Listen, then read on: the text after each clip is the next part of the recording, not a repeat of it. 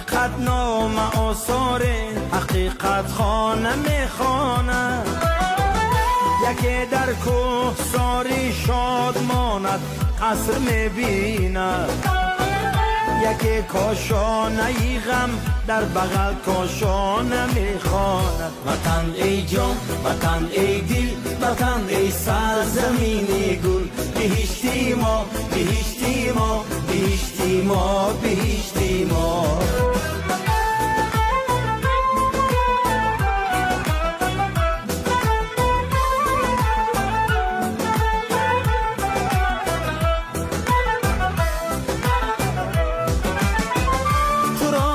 سر نوشتی خش می بلند و می نالند.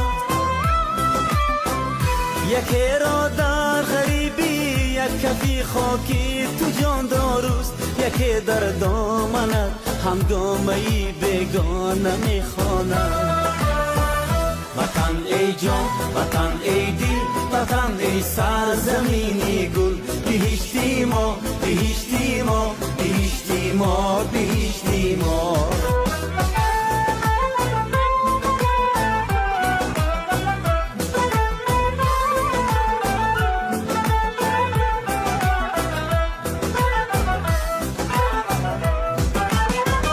تو را مردی ره منزل به منزل میکند دنیا.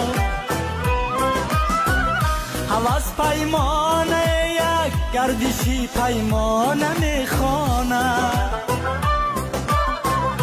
حبیب می سرایت شاه بیتی شاه راحت را. حدیث تن چشم حسرتی گرگانه میخواند.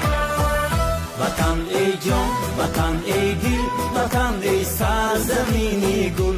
بهشتی ما، بهشتی ما، بهشتی ما، بهشتی ما.